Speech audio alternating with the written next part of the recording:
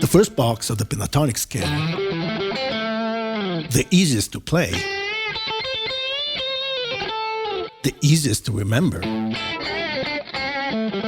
the most loved by guitarists, from Jimmy to Angus, but it hides deadly danger: getting trapped inside the box. One solution could be to learn all 4 other boxes of the pentatonic scale, but the risk now is getting trapped inside 4 different boxes. Also keep in mind that not all the other boxes are as simple as the first one. It would be very convenient to keep the simplicity of the first box, but also have a chance to break free from its borders. The solution to this dilemma lies precisely in the simplicity of the pentatonic scale. If we look at the structure of the first box, we see that it is extremely simple. We can recognize 5 blocks, 1 for each string.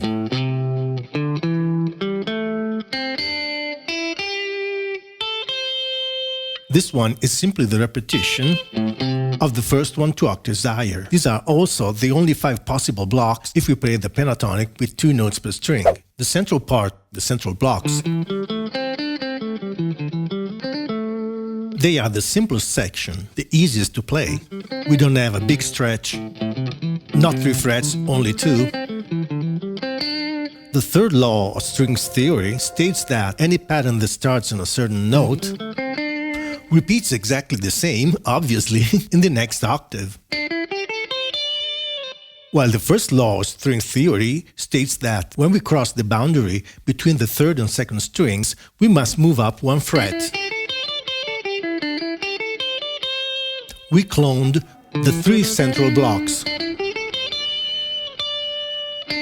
This pattern repeats itself 1 octave higher.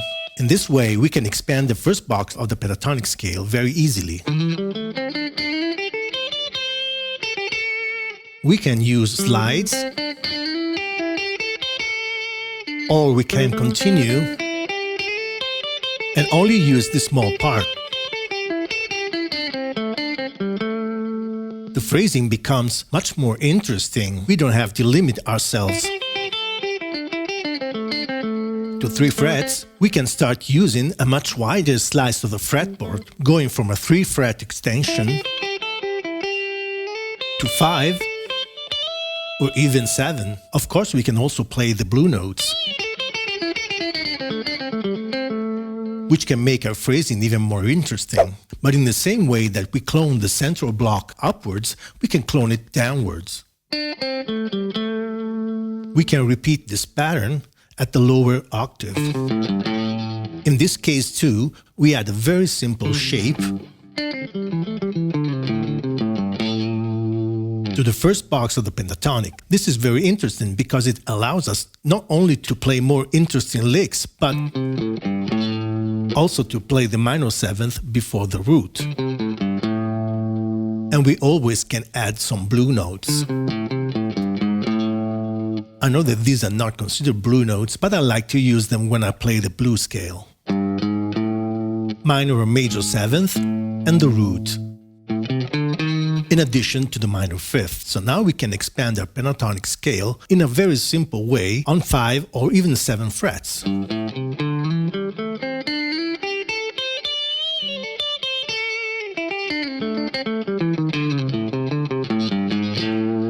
The fact that we can also use the minor 7th allows us to begin our phrasings in a different way, not just from the root, but from the minor 7th as well.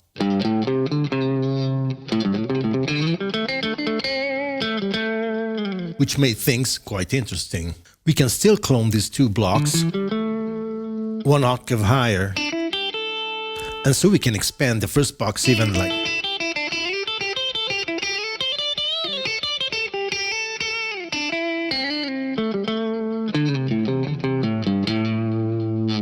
Also horizontally on the fretboard. The possibilities and combinations obviously become endless, and so it can be a lot of fun. So in the end, what we actually did was that we used snippets from box 5 and box 2. This part belongs to box 2, and this other part belongs to box 5.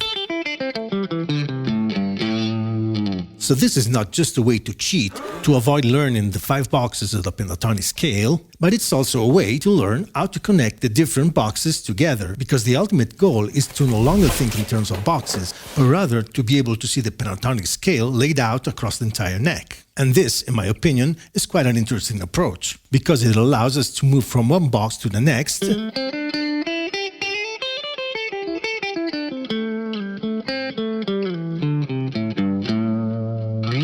breaking away a bit from the perspective of the 5 separate boxes. If we just play the small string blocks,